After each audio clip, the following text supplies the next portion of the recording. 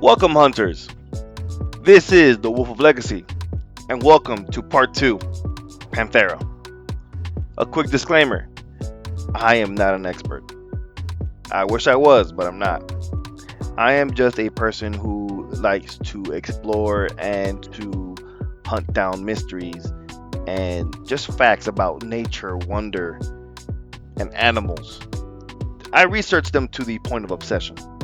So that is just something I do, and I like to share my knowledge, and I like to share what I read and what I understand and what I find out.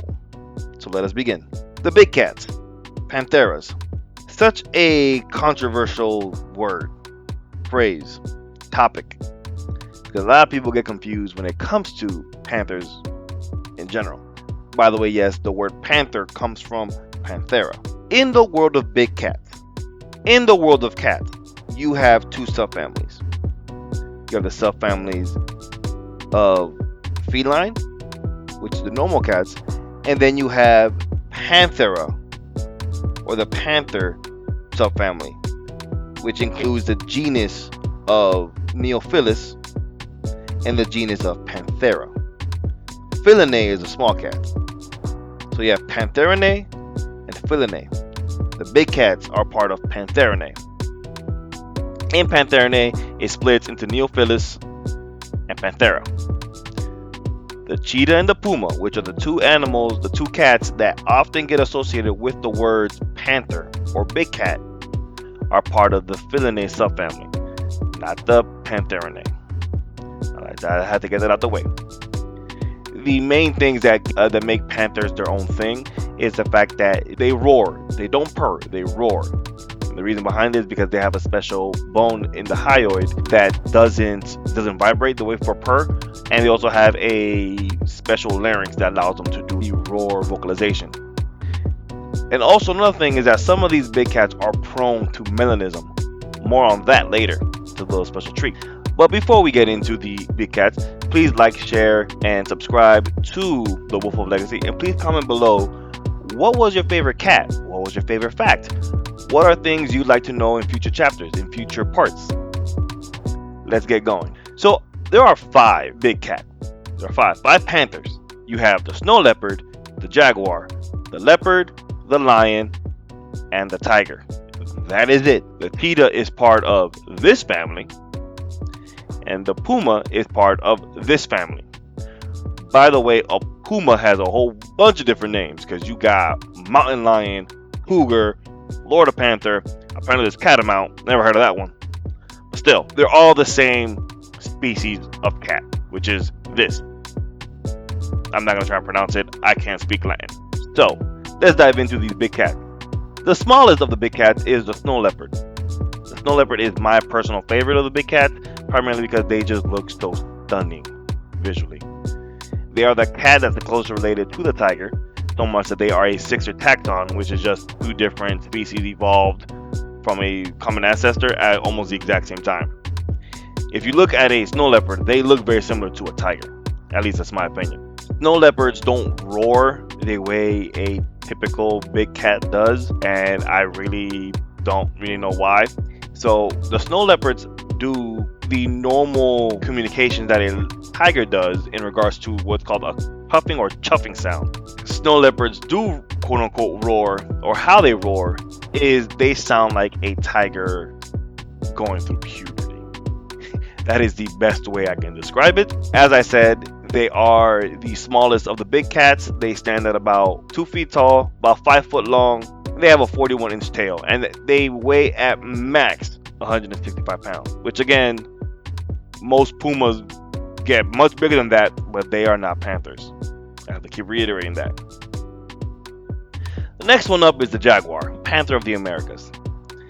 The jaguar is the 3rd largest of the big cats. They are awesome. They have the strongest bite force of any big cat, and they use that bite force for very specific reasons. All cats, they hunt by going for the throat. Okay, even back in the Ice Age, saber-toothed tigers, that's how they hunted. At least that's what's theorized. Not jaguars. Nah, jaguars are going for the head, using that enormous bite force. Coincidentally, one of their favorite preys, the black caiman, Their weak spot is the back of the head. Next one up is the leopard. Leopards are funny and awesome in my opinion because they are essentially parkour artists. They are the second smallest of the big cats, standing at about 6 feet long, 3 foot tall, with a 2.5 foot long tail, and weighing about 201 pounds at max. Leopards, they are disrespectfully athletic. They will climb a tree to hunt down a monkey, just no regard for his body, just bouncing from one branch to another until they get their prey. And they also have a funny habit of pouncing from a treetop to the ground to kill whatever it is down there that's trying to eat. Another thing that they do is the fact that they carry their prey up trees. So not only are they probably the most disrespectfully athletic of the big cats, but they're also probably the strongest pound for pound. Next one up is the lion. Now the lion's special. Out of all cats that I know of, out of all the big cats specifically, lions are the only ones that are social. They live in groups. The groups are called prides. They're the only ones that do this. And every cat has its role in the pride. Females hunt, males protect. When a male protects, it has an incentive. The male is the only one that is allowed to procreate. When this lion is protecting its pride from another male rogue lion, if the current lion in the pride loses a fight against the rogue lion, the loser lion leaves, and the rogue lion that won the fight will come in and kill all the baby lions, all the cubs, and thus start his own line. So as I said, the male lion, the current male lion, the one that's in the pride, has a very high motivation and high incentive to win that fight.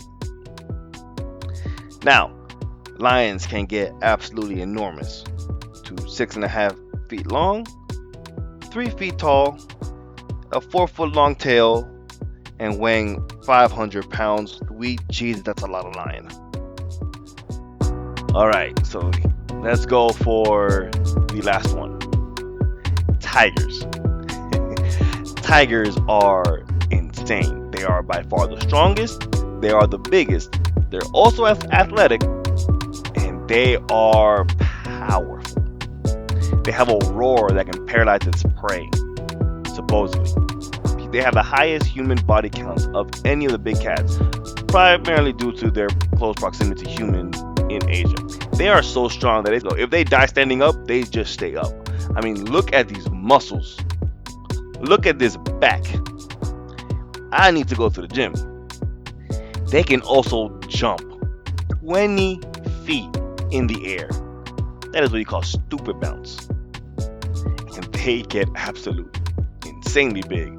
They get 9 foot long, 3.5 foot tail, 3.5 feet tall.